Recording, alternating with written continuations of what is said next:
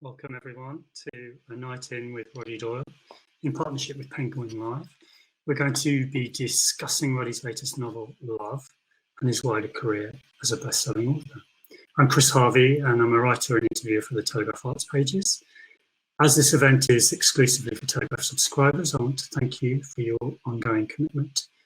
Just to note that we will be discussing the novel in some detail and there could be a few spoilers. We're here this evening to chat to Roddy Doyle, one of the best and best-loved novelists of his generation. He's been a unique voice in literary fiction for more than 3 decades.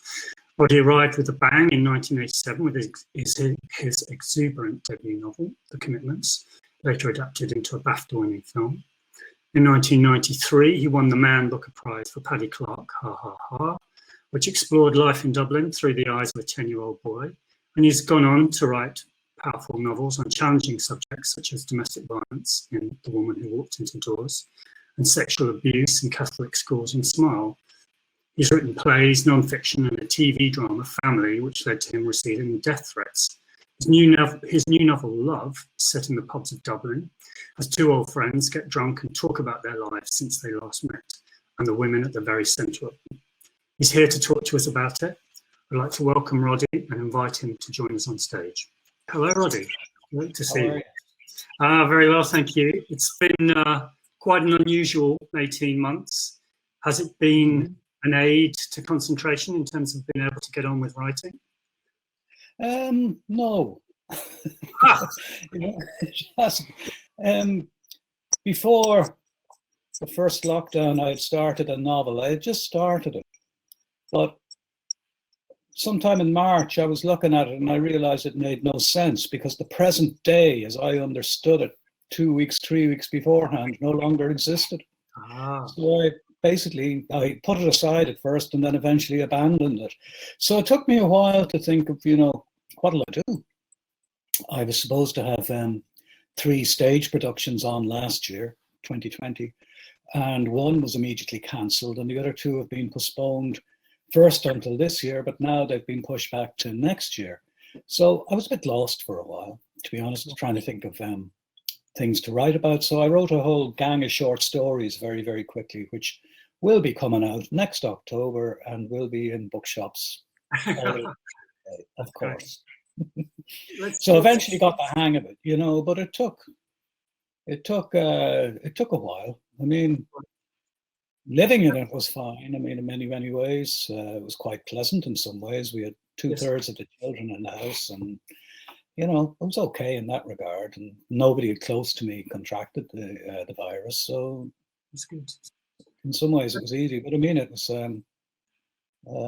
it remains really a strange experience. Yes. Let's talk about the new novel, which seems to have gained a sudden topicality in recent days in the UK in its depiction of a marriage-wrecking relationship. It's a remarkably simple setup. 2 old friends, one of whom now lives in London, spend the day in Dublin, catching up in a succession of pubs. It's the all-day drinking part of it, based on personal experience. It is, although it's so long ago that it feels like science fiction somehow. It's like a strange thing that something so long ago feels like science fiction. But the notion that you could just go from pub to pub and squeeze your way in and order a drink just seems unimaginable now. It's such a long time.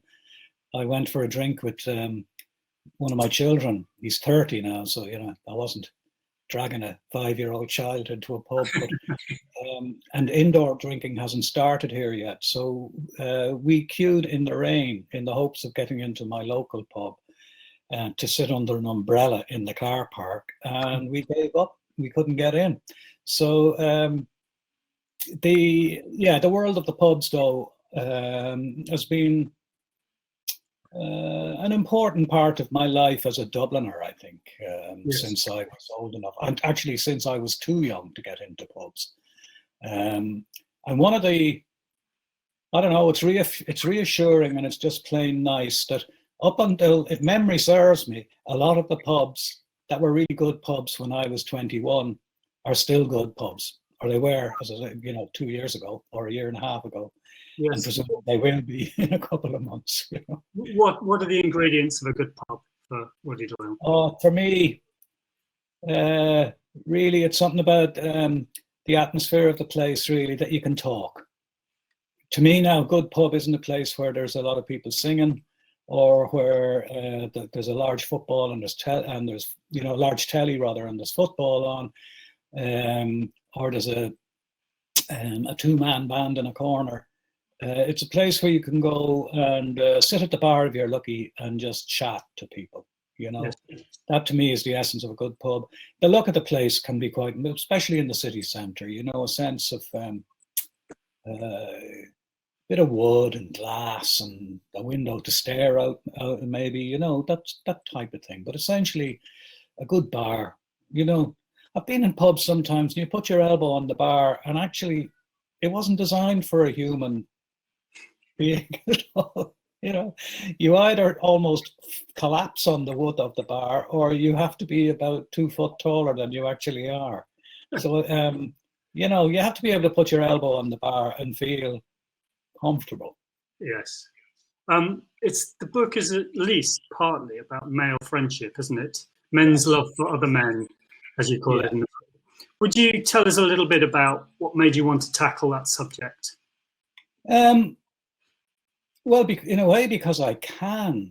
I suppose, in a way, it was my 12th novel, which in itself says a lot. So, you would have thought to an extent, when I was a much younger man, I would have thought that finding subject matter to write about would get easier as you get older. But in many ways, it gets harder, because quite often I'd start something and I'd have this horrible feeling, I've done this before. And sometimes I have really done it before. Short stories, particularly. The names of characters, particularly. I don't know how many times I've had to really go back over an entire story and change the name, because I'd already written a story with the exact same name, and such are the limits of my imagination. But I suppose as I get older, I couldn't see myself writing a book devoted entirely to young characters, for example, because I don't feel I would ever know them well enough. Right. The rhythm of their speech, what drives them, their anxieties in particular. I know they're there, but I don't know if I'd ever get close enough. So as I get older, I'm kind of limited to writing about, in a broad sense, what I know. And I think friendship, if we're going to go through the remaining decades of our lives, those of us like myself who are in our 60s, it seems to me friendship is absolutely vital. As children become adults, that dependency that they had on you, that sense of drive and perhaps urgency that the life of a modern father might have falls away. There's a sense of redundancy. But I've been lucky over the years in that I've had friends that I grew up with. My closest friends, I've known them since we were teenagers. And as I began to write the book and wonder what it was going to be about, and I was just, as often is the case, I don't really plan meticulously. A friend of mine, one of my closest friends, fell seriously ill. And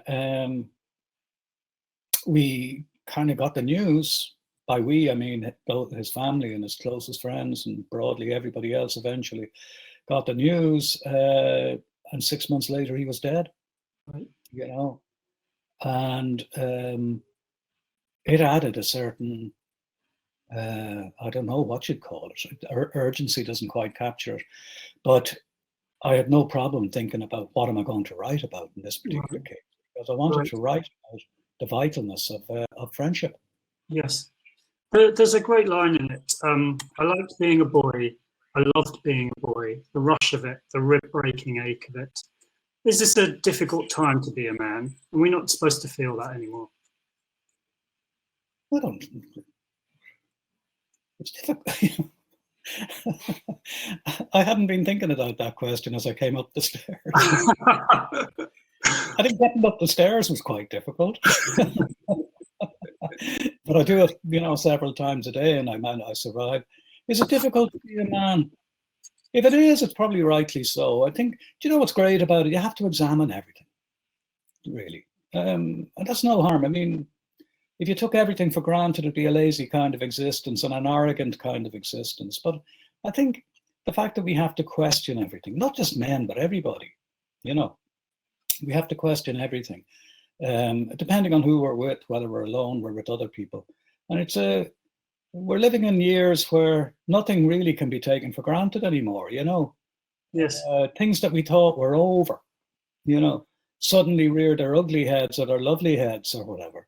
Yes. And and I mean, even, for example, 20 years ago, 30 years ago, if I'd been told that in my lifetime, Ireland would have, you know, gay marriage and abortion, I'd have said, no, it's not going to happen. It's not going to happen. Maybe when the generation that we're rearing take over, maybe then, but not. It's not going to happen in my lifetime, and yet it has, and I wouldn't have anticipated it. So, is it a difficult time to be a man? I don't perceive it as so particularly. I think it's an opportunity in many ways for men. I mean, men of my father's generation, for example, and, you know, my father now, if he was alive, would be 98. So that's, you know, so men, older men than myself, they never would have hugged each other, for example. They never would have expressed themselves physically in that way. I think so. I think men now are, they're allowed to express themselves in ways that perhaps were actively discouraged in the past. Yes. And that may well be a good thing. I know certainly in Ireland, I can't speak for anywhere else because I don't live anywhere else but Ireland. I know that because the young population is so big, and like all Irish generations, very loud, that a lot of the changes have been pushed in a way by younger people. Yes. And that's really interesting. Yes. Yeah, it's really, really interesting. So personally, no, I don't feel it's a difficult time to be a man. Okay. You know, I was rereading one of my novels recently for work reasons, and the father in the book was telling his daughter that he had not witnessed the births of any of his children. And my father never witnessed the birth of his 5 children. Right. And that seems to me almost sad. It was part of the way they were expected to behave or not behave. Yes. Those times are gone, luckily. So, you know, yeah, you win some, you lose some, don't you? And I think we've probably won more than we've lost. Yes. You're a novelist who's admired for writing brilliant women characters who are believable and real. And we have 2 more examples in Faye and Trish. Although we only know them through what Davy and Joe tell us about them, but they're both striking, vivid characters. Is writing women characters something that comes easy to you, or do you have to work very hard at it? Oh, I have to work at it. You know, nothing really comes easy to me. Nothing at all. I mean, there are some days when it seems easy. When I read over it the day after, I understand why it was easy, because it's not very good. Yes. So I'd hate to fall into the trap of thinking, this is grand, this is natural, you know. But the particular challenge this time round was to limit everything to the eyes of the men, if you like, and the memories of the men. So I had to create the women characters as depicted by their, in this case, husbands in both cases. Yes. And one of them was particularly tricky. It was easier because one of the men is the narrator of the novel, Davy. So at least we have his words to help in the depiction of his wife, Faye. The other woman, Trish, all we have to go on really is the words of his friend, Joe.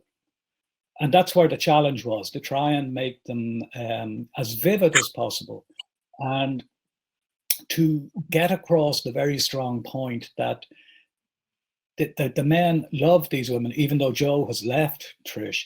They love these women in a very, very real and deep way. And more than anything else, they love the women because of their personalities and their humor, you know, and the way they talk.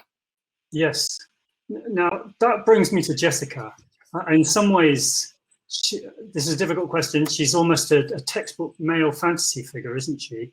Apart from ordering a pint of harp, she barely gets to speak, and that makes her very unusual in your novels. And Yeah. I wonder if you could tell us why you've written her like that. Deliberately, really, in a way, even to the degree that I think some people who've read the book wonder if she actually exists, you know. And I wanted her to be a contrast to the, if you like, the flesh and blood women somehow.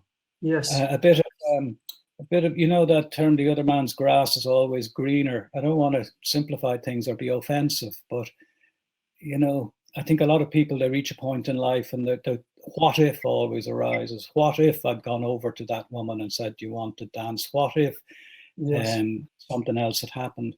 And I think in a way that burden falls on Jessica's shoulders, so to speak, as a character. And she is that elusive person that they never really got to know. They were in close proximity. I mean, she was only a couple of feet away in this pub George's pub, that they kind of squatted in for a few months in the early 80s, but they never really knew her. And I think she represents, in a way, as much as anything else, regret, you know, and this notion about, you know, what if I had behaved differently or something had gone a bit differently. And I mean, a lot of us, you know, we take a breath and we realize it's just a storyteller in ourselves, and other people, they go onto Facebook and start looking for the long lost love from 1972 or something like that, only inevitably to be bitterly disappointed. So she is, quite elusive. And the challenge, that was the challenge there, really. And I just deliberately kept it that way, you know, so that there's a certain nonsense really to it, and that they talk an awful lot about, you know, they do talk an awful lot about a woman that certainly one of them doesn't know really at all, you know. But again, you know, it's no dafter than a lot of conversations that engross us throughout an evening. It's true. Can I ask you about the structure of the book? At first glance, it appears to flow naturally from the twists and turns of their conversation, but when you look closely at it, you can see how carefully its structure melds the past and the present. And I wondered if you tell us a little bit about how you write and when you add that control of structure to a work. I would often have, sometimes, not recently, but sometimes the story, it becomes apparent quite quickly. It's basically a straight line. So I remember vividly when I started writing The Snapper, and I thought I was going to write a story about a young woman who becomes pregnant outside of marriage, which was a big, big thing in the mid 80s when I started it in 1986. And it became obvious to me quite early, you know, that it was going to be a straight line.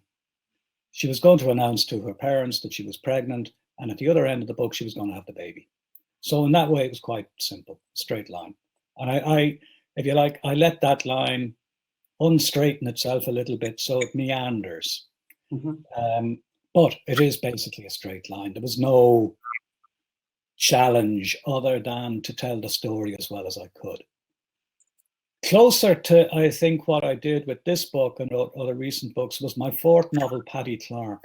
I didn't want to write a linear book again because I'd written at that point 3, and I was, for the heck of it, in a way, trying to write something different, to try and capture the head or the mind of a 10-year-old boy, the narrator of the book. And also the circumstances of my life in a way dictated it. I was a school teacher, secondary school teacher at the time, working full time. And I became the father of 1 and then 2 children in less than 2 years. So I was grabbing any time I could, 20 minutes before going to work, the lunch break in work, half an hour or an hour after both the toddler and the baby had fallen asleep, and actually managed to stay asleep at the same time. So I'd get a bit of work done before I went to bed. And when I was finished the first draft of Paddy Clark, it was a complete and utter mess, you know, little moments that are still in the book, you know, tiny little moments that don't seem to be a part of any story, but are a vital part of Paddy's personality as depicted on the page. And what I did when I was finished the first draft is that I got these, you know, what they're called index cards, they used to be called. I don't know what they're called now. And I wrote a very brief couple of words on each chapter and put them on the floor of my office and started rearranging them. And I did exactly that with this book and with previous book. I can't remember the name of my previous book, but with Love as well. When I had the first draft done, I got index cards. They're still available. I can't remember what they're called now, and I wrote a few words on each, what I thought was a chapter, put them on the floor and began to see, what have I got here? Where is it repetitive? What's missing? How do I introduce the fact that we're actually getting to know two men twice, insofar as we get to know the men as they are at 59, and we're getting to know the men as they were at 21, and the points in between as well. How do I do that without announcing it too much, and allowing the story to flow? And really, the index cards were a great help. And then the second draft, a lot of that then was putting that structure onto the mess of the first draft. But I don't worry too much about structure when I'm working on a first draft. I allow the mess to happen. I just concentrate on the quantity of words, really.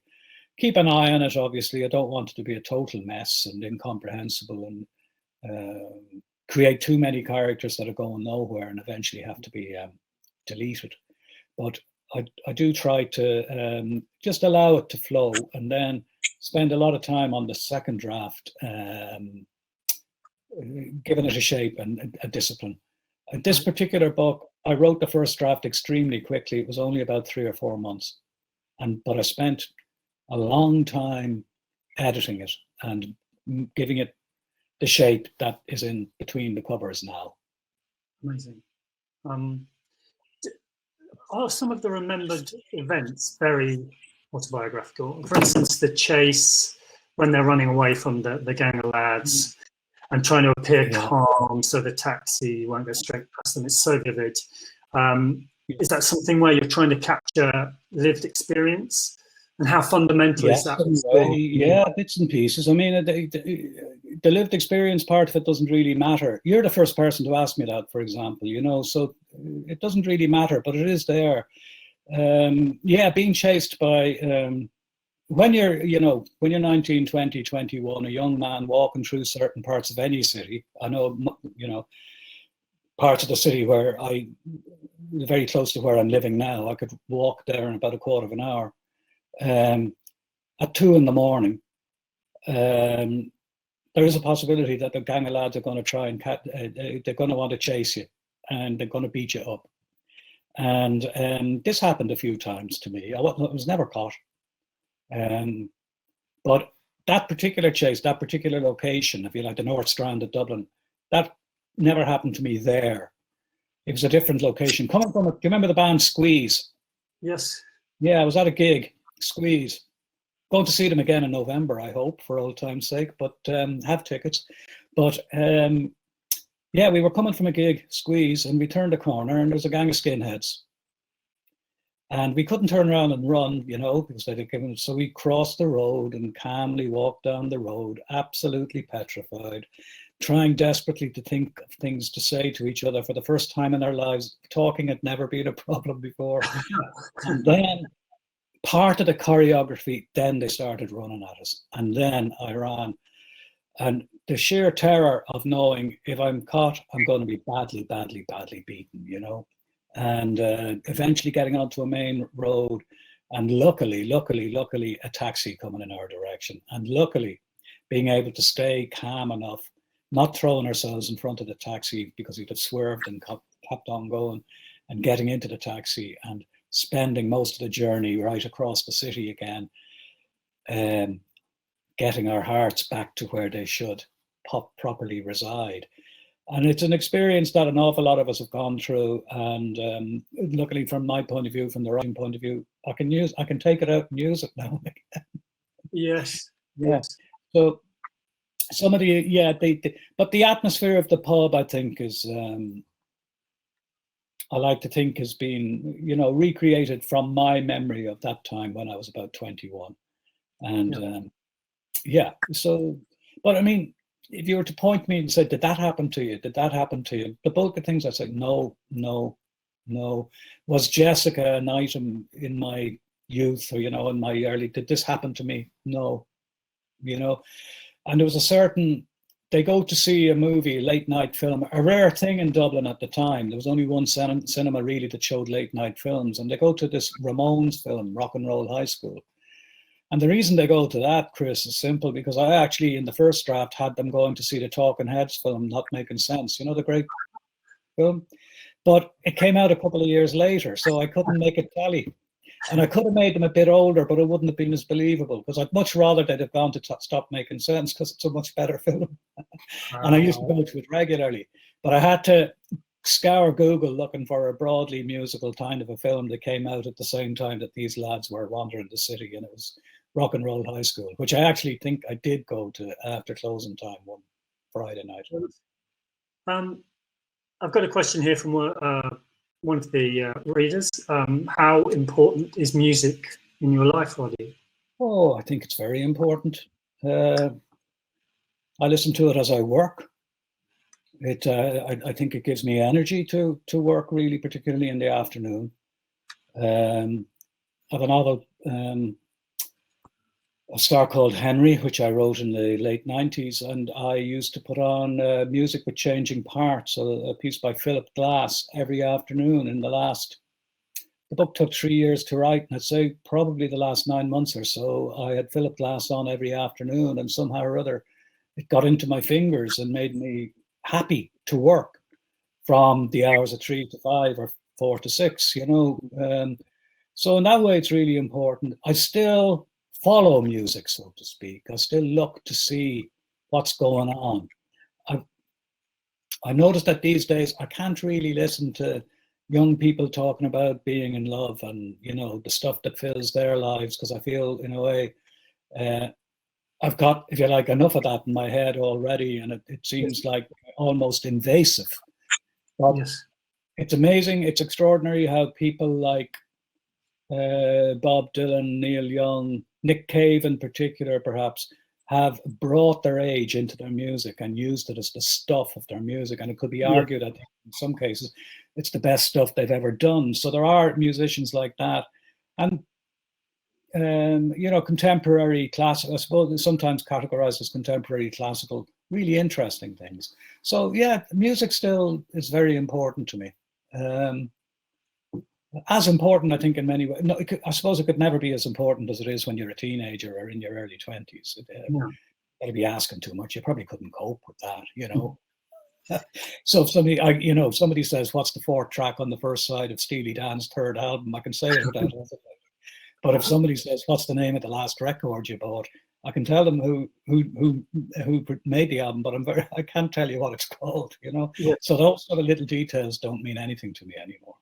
Yes. Thank you for that question, Isabel. That came from Isabel. I wanted to ask you, you use dialogue a lot in your writing, and it's absolutely key to this book. Is writing dialogue a lot about having an ear for it, the way people talk? I suppose it is. Yeah, I suppose it is, really. It's a lot of experimentation, a lot of trial and error, a lot of... one of the challenges of this book, and it was a hugely enjoyable one, but very time-consuming, really, particularly in the second and third drafts. I wanted to get across the point, as the men went deeper into the evening, and as pint followed pint, that they reverted to, particularly Davy, who's lived most of his adult life in southern England. So in a way, as a visitor to Dublin. But as he gets, let's call it what it is, as he gets drunker, his Dublin accent revisits him, and he starts dropping the G's at the end of, adjectives and things like that, and starts, and Joe as well, who has basically been working in a bank all his adult life, so has basically polished his accent a bit to go with the job description. Yes. They both become the younger versions of themselves. They become kind of working class Dublin lads. And I wanted to capture that without announcing, here's where they're so drunk, they're speaking with their old Dublin accents. It had to be a gradual thing.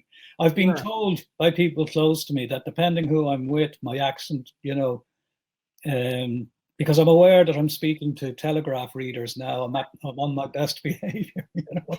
But when I'm with people I've grown up with, I begin to talk a bit more like a Dubliner, you know. And then Yes. I'm very, very friendly with a group of people I used to teach, because, you know, I was very young. I was 21 when I started teaching, and I was teaching people who were, you know, 17 in some cases, so not much older than them. Yes. And you know, I'm a Dublin man when I'm with them as well. So it's I'm aware that, you know, I'm sure we've all got examples where we can say that people add and subtract from their accents depending on where they are and who they're with. It's an interesting thing. I think it's often pointed out as being some sort of a hypocrisy, but I've never seen it that way. I just think it's social engagement, really, and a bit of fun. Yes. What advice would you give to someone trying to make dialogue real in their writing? I think people seem to struggle with it, and I wondered whether you felt that it was trying to make it a vehicle for ideas, or making people too articulate in expressing themselves. Yeah, I mean, I really don't know. I'm often puzzled when writers say they have difficulty writing dialogue, because I do have difficulty writing dialogue, but it's part of the challenge, you know. I think sometimes people try to put into dialogue what really should be left in prose, so to speak, that they try to give too much information, or they try to make it a halfway house between thought and speech, as opposed to just the limits of speech. Yeah. And they don't have the patience sometimes just to allow a couple of pages go before you say something that, you know, strictly speaking, is big. Yes. You know, I think all of us have been in a position where we will talk nonsense for 20 minutes, knowing full well what we actually want to say. Yes. But we just either can't bring ourselves to say it, or we're waiting for that strategic moment, or we're waiting for an opportunity, or we're waiting to build up the courage to say it. And I think sometimes writers, I think they, again, put too much anxiety or too much weight into the first draft and don't allow it just to drift a bit, you know. And I said trial and error, vitally important, you know. And I think there's nothing quite like, if I was looking back, I'd say a lot of the writers I was drawn to around about the time when I was devoting more and more attention to my own writing used dialogue extremely well. Elmore Leonard, George V. Higgins. Have you read George V. Higgins? Boston writer. The Friends of Eddie Coyle, wonderful novel. It was a good film as well, with Robert Mitchum in it. Yes. Great writers. I'm trying to think of others, but people who wrote really, really good dialogue. Flann O'Brien. I mean, when I was a kid, I mean, as a teenager, one of the great discoveries, a group activity with my friends, was just finding Flann O'Brien and looking at the Dublin accent on the pages of his books, which just had us in stitches laughing, because it was a world we knew and didn't actually know it was on paper. Yes. So I think there's a lot to be said for reading, finding writers who seem to use dialogue, if that's what you want to do. I mean, there are really, really great writers who don't seem to use much dialogue at all. Grand. Yes. I apologise to anyone who hasn't finished the novel yet, but I did want to ask you about something. The novel seems always to be moving towards the scene in the hospice at the end, where Davy's dad is dying. You've said that in part it was based on your own experience of losing your mother. And I wondered if you'd be prepared to talk about that a little bit. Yeah, well, I mentioned my friend. His name was Ronnie Carraher, who died in May 2018. At the same time, my mother, she was 92, fell ill. And she'd been a very healthy woman virtually all her life. And but she, you know, between falling ill and the end of her life was a 5-month period. So it was a very, very difficult time, you can imagine, when your best friend and your mother are both dying at the same time, basically. And she spent the last 10 days or so in the local hospice here. And up to that, she had been in hospital and then wished to come home to her house. She was living alone in the house that we all grew up in. And myself and my siblings did our best to look after her for the last months of her life. And it became more and more difficult. And the wonderful thing about the hospice was that once she was in the hospice, all we needed to do was, if in a way, just sit at the bed and hold her hand, just look at her, chat when we felt like it. And that anxiety about, have we given her the right medication, or can we get her into the bed without actually hurting her? Yeah. And that sense that we're not, I can't speak for my siblings, but I can say it myself, that sense that I'm really not qualified to do this. I'm doing my best, but it's pathetic. It was all lifted. And when I was writing the book, I was a good bit into the book, and I was wondering, where are these guys going? I mean, I meant it in a geographical sense, but also in an emotional sense. Where are they going here? What's going to happen? And it's a constant anxiety that anybody writes long form fiction or any other fiction would have, I think. How are you going to end it? How are you going to end it? Even if you know broadly how you're going to end it, it's still the question, how's it going to end? And it struck me that the hospice would be an ideal place for them to go, where they could be, after a kind of raucous evening when they explode with each other regularly, they'd really have to be gentle with each other. Yes. And so it made great sense. And I thought, in a way, for me, it was a great way to use that emotional time as I watched with my brother and my sisters as we watched our mother die. And I taught the hospice, and my friend Ronnie ended up there as well. So I was almost like a season ticket holder in that place for a couple of months. And I thought it was wonderful. And I'm sure people throughout, Ireland who might be listening, and the UK would have similar things to say about, their local hospice. It was just given what happens there, it was just wonderful the way death was dealt with. So I just thought, well, there's the place to go. And it lifted an awful lot of the anxiety in the writing as well, because I now knew where they were going.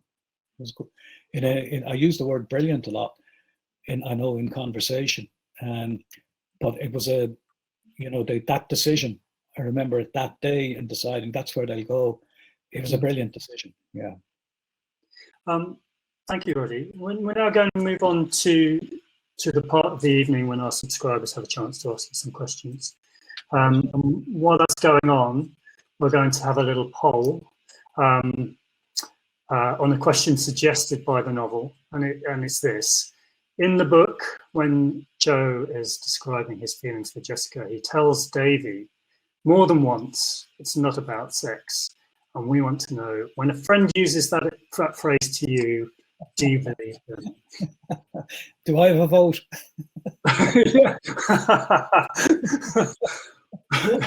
Absolutely. Okay, well, I hope everyone has an opinion on that. And now we're going to it's a real Brexit moment, this, isn't it? It could be. We'll see if it comes out 52-48. So now we're going to move on to some questions from our subscribers. And from Mary Farnell, Dublin is paramount in your work. Is it your greatest character? Good question. I don't know if it's a character. It is certainly the backdrop, and it's more than the backdrop. It is the foundation, I think. If I didn't live in Dublin, if I hadn't grown up in Dublin, if I hadn't been a school teacher for 14 years in Dublin, either I wouldn't be a writer at all, or what I wrote would be entirely different, very, very, very different. So I think Dublin forms the foundation on which I build the little houses, but without the foundation, there's no house. So I think that's how I would do justice to the place. I love living here as not as a writer, but as a human being. I'm just mad about the place. And I kind of feel sorry for people who don't live in Dublin. Which is typical of the arrogance of a Dubliner, But I wouldn't call it a character, but certainly my characters aren't the characters they are if they don't somehow or other breathe Dublin air and hear and grow up with Dublin accents and Dublin humour and the history of Dublin actually as well, you know, and its position on the east coast of Ireland, proximity to Britain, the fact that it used to be an old garrison town, that mix that you would get in any city, that complicated mix that you would get in any city, and then the Irishness superimposed and all that. So yes, it is vital to my work. Okay, so I've got a question here from James, who describes himself as an Irishman living in the UK for over 36 years. And he wants to know which Irish... James, 36 years. How many months and days, I wonder? He would like to know which Irish writers have influenced you most in your writing. Well, I think from the very beginning, Flann O'Brien, who I mentioned earlier on, the discovery of him and how he portrayed Dublin, particularly the Dublin accent, in his novel *At Swim Two Birds* and in his columns, *The Brother*. Huge influence on me, really. Other writers, it tends to be, I think reading a really good book gives me an energy to want to not copy it or emulate it, but do an appreciation of what it is that I do. Yes. And I'm very aware of the fact that, you know, that phrase, we punch above our weight. And I know possibly given the size of the population, we do in a way, largely because we speak English and write in English, we do in a way punch above our weight. So it would be extraordinarily difficult to read all the really good books that come from this island, you know. But I particularly like Anna Enright's work, of my contemporaries. Kevin Barry, Sebastian Barry. I loved Normal People's Sally Rooney. I think it's an amazing book, really, the simplicity of the language. That's what I think is the most striking thing about it when I read it, really, was the sheer simplicity, no flourishes, just good, brilliant, plain writing. I'm trying to think of others. I mean, at the moment, I just can't think of others, but there's a hell of a lot of good writing out there, you know. Are you conscious that many of your readers around the world are not Irish? Does that make a difference to how you aim the books, or do you not think about it when you're writing? I really don't think about that. I've written books for children, particularly when my children were children, so to speak, and I'd always be aiming at, if you like, at my kids or kids my children's age, because it's so very precise. I mean, the difference between a 5-year-old and an 8-year-old is like a difference between growing up in Lagos or growing up in Tokyo, I would imagine. You know, so different. Yet when I'm writing for adults, I don't really think of any one particular reader, either Irish or from anywhere else. Or I never see it as a challenge for a translator. You know, it's not a world I worry about at all. Clarity is what's important to me, telling a good story, the adventure of it. And I am lucky insofar as when I wrote the commitments and I began to get a bit of feedback about it before it was published, and I was being told that nobody outside of Dublin would be interested in it, I kind of honestly brushed that aside very quickly, thinking, why not? You know, and the notion of diluting it somewhat or putting it in a different city or giving it a gloss that would take away the Dublin edge didn't make sense at all. Right. And Dublin, by European standards, it's a big city, you know. Yes. Yeah, it's a big city, and I you know, by no means the first person to try and express himself creatively in this city. So I didn't think I was doing anything in particular outlandishly new. Yes. So no, I've never thought about Johnny Foreigner, so to speak, when I'm writing a book. I think no more than when I'm reading a book that's been translated. I'm reading a Japanese novel at the moment and really, really enjoying it. And I know I'm losing a bit. There's no, you know, I'm losing a bit. Or when I read, as I did there a while back, French novel, I know I'm going to lose a bit in translation. Or I'm reading a book that's set in the deep south of America. I understand what's going on, but inevitably I'm going to be, a bit lost at some sort of cultural reference, some sort of TV program or some food item or something or other. I just won't get it. In the same way that, in a way, when I'm reading something by a younger writer and they're making references to films and movie stars or social influencers, and I haven't a clue who they're talking about, and it doesn't really matter, just go with it. So I think most readers are a bit like that. Yes. That question was from Sally-Ann Blackett. Thank you for that, Sally-Ann. I'm going to try and get through as many as I can. There's one here from Christine Green. Which of your own books is your personal favourite? Do you have one? For two reasons, I'll name two books of the 12 novels that, the first is The Snapper. For personal reasons, it's probably my favourite. The Snapper, I started it in 1986, and I finished it in 1989, and the film came out in 1993. So that's, if you like, 7 years of my life. When I started the book, I hadn't met my wife. By the time the film came out, I had 2 children. There was an awful lot of living in those years as I wrote The Snapper, and then as I wrote the screenplay. And then I adapted it for the stage a couple of years ago, and it had 2 summers in the Gate Theatre here in Dublin. And it was an extraordinary experience sitting in the middle of a Dublin audience as they anticipated lines that they know off by heart. Huh. It's amazing.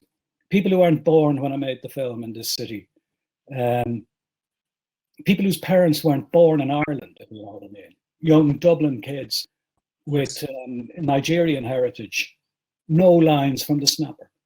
And that to me fills me with joy, really does. It's really a great thing. So for personal reasons, I love The Snapper. I think possibly if I was to isolate one book and say which is the best, probably The Woman Who Walked Into Doors, which I think is my 5th, because it was really, really hard. Narrated by a woman. I'm not one. Narrated by a woman who's been in a terrible marriage. I wasn't and haven't been. And she's an alcoholic. I'm not and never have been. So there were so many aspects of her life that were foreign to me. It took me a long time to find her voice, so to speak.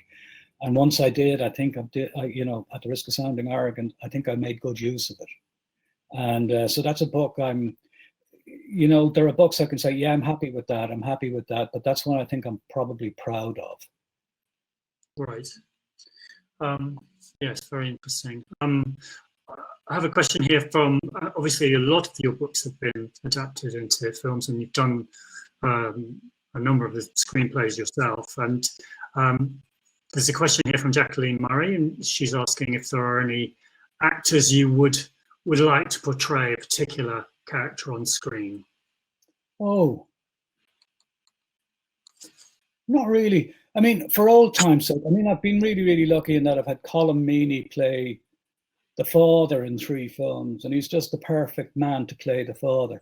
But I would like to, I'd really, really like to be involved in the writing of something that had Brendan Gleeson as the main male role. I've known Brendan since we were very young men. He was actually in the first play I wrote in 1987, when he was also a school teacher like myself. And he's in The Snapper, but it's a relatively small role in The Snapper. He was just setting off, I think, full time as an actor at that stage. And I would really, really like to somehow or other, if our paths crossed and we were able to work together. It just hasn't happened yet, or maybe it won't. It depends.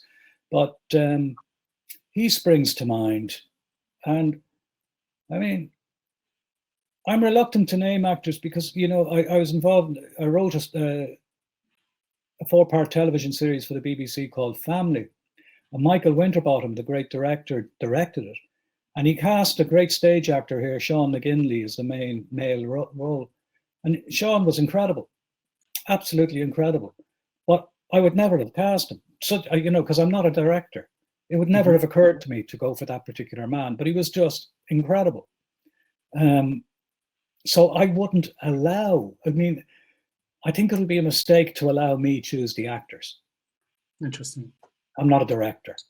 You know, I think directors, you have to trust that you've got the right man or woman, producer, director, other people to choose the people. And, you know, I've been lucky in that there isn't one role in any of the films or television stuff I've been involved in where I'd say, no, that was a bad decision. They've all got it bang on, I think.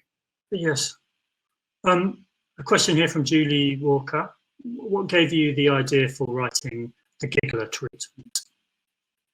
It's a good one.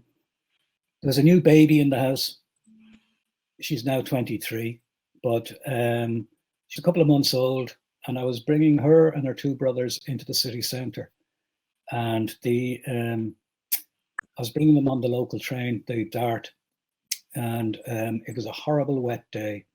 And the house we were living in at the time, it was built immediately after the estate was built immediately after the First World War. And they didn't have, you know, the volume of traffic in mind. The footpaths are very narrow.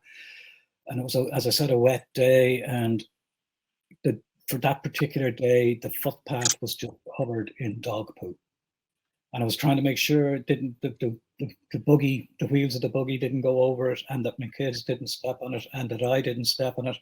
And I could hear, I was going down to Colester Dart Station, and I could hear the Dart tooting in Harmonstown Station. And I was wondering, am I going to make it? Am I going to make it? And this thought struck me that maybe somebody put that dog poo there to annoy me, you know.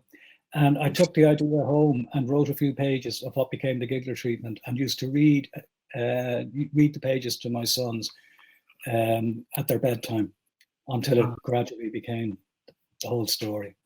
And on the days when they sat and listened and laughed, I knew it was good. And when they were thumping each other in the bed, I realized, no, that wasn't a particularly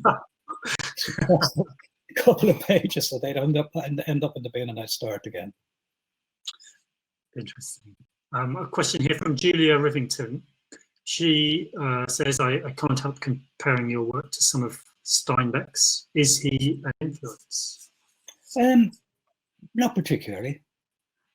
I love some of Steinbeck's work, and I'm a bit underwhelmed by others, but The Grapes of Wrath is magnificent, and I love the contrast between the film, which I also love. It's a really interesting thing to watch the film and then read the book, because they're very, very different experience, really, really different experiences. But I don't think, I wouldn't have seen him as an influence, no. I mean, I think we have to be ready to accept that some of our influences are, in a way, unconscious, or we're not overly aware of them. Yes. And sometimes we react to something to a degree, I'm not going to do that. And I think to a degree we should be grateful. You know, as writers, we should be grateful if we're saying, well, I don't want to write anything like that. I think we should be grateful to the people who write the books that we don't want to emulate. I'm feeling particularly generous this evening. A question here from Avishek Biswas. How much of you as an individual have you had to reveal to the world in order to have been able to create your body of work, Roddy? It's a very good question, and there's no simple answer. You know, in a strict way, very little. In a strict way, if you say, did this happen to you? No. Did that ever happen to you? No. I mean, little things have happened to me. It doesn't really matter. I know the short stories, particularly that I've written, some of them there's been a spark of autobiography that got me going, but that falls away really quickly and becomes irrelevant. It's never been what I've tried to capture. So it doesn't really matter. Having said that, if I didn't put myself, heart and soul into the books, they'd never be written. So it's not so much about autobiographical details. I rarely read the biographies of authors or autobiographies. They just don't interest me. Dickens being an exception. I've read a lot of books about Dickens. I've read precious little about other writers. Their lives really don't interest me. And maybe it's because I'm a writer myself. And I think, you know, at the moment I'm starting a novel. Is it about me? No, absolutely not. Is it about somebody going through the last 18 months? Yeah, no, it is. And will there be elements of me in there? Well, there have to be, because it's such an isolating experience that you can't you have to fall back on yourself, really. I Yes. do it all the time, but not in any way that I think would make people I know uncomfortable. I don't think people I know look through the books wondering if they're in it. Yes. I've never felt that urge. Can I ask you one last question? Yeah, of course. What were your?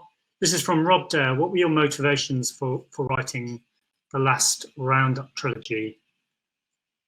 Oh, Oh yeah, sorry. Just well, I suppose in a way the previous books, the 3 Barrytown books, and then Paddy Clark and The Woman Who Walked Into Doors, they were all, even The Commitments, which is about, young people setting forth from their homes and establishing themselves as independent beings in a way, but they're all based in and around the house, particularly The Snapper, The Van, Paddy Clark, and The Woman Who Walked Into Doors. They're all around the house. And I just wanted a bigger canvas, Yes. just for the heck of it at first. And, I'm of an age, this is the last few years we've had an awful lot of centenaries in this country because, the country is 100 years old. And my father was born in 1923, so the country was a year old when my father was born. So in the way the state is it's still quite new, Yeah. It certainly was when I was a kid. And all these old men, the president of the country, the prime minister of the country when I was a kid, they were all veterans of the War of Independence and the 1916 Rising. So it wasn't really history, it was current affairs. And sometimes it still is, Yeah. And I grew up with the myths from both sides of my family. Both my grandfathers were involved in the War of Independence. One of them was actually down to be executed at one point. Luckily he wasn't, or you'd be talking to an empty room. I wouldn't be here. So luckily, anyway, he survived that particular piece of unpleasantness. So, but I grew up with these myths, and I just wanted to use them and to tell a story that perhaps using some of the stuff of Irish history and poking fun at it, some of the pieties, and also just using it as a backdrop to tell a good yarn in a way. And also it's my take in a way on, I suppose everybody, that question, what do you do after the revolution? There's always going to be a period of bitter disillusionment because reality is always going to be second best to the dream. And I think an awful lot of the men and the women who fought at the War of Independence weren't particularly impressed by what they got. The independent Ireland was very much a Catholic country and Yes. a very conservative, dark kind of a place. Yes. So I just thought I could have a bit of fun doing this. And that was a commitment that went on for more than a decade. Yes. Yes. Now, I'm afraid that's all we have time for. So I'm sorry if I didn't get to your questions, everybody. And nothing more for me to say, but thank you very much for coming. Goodbye. Thank you.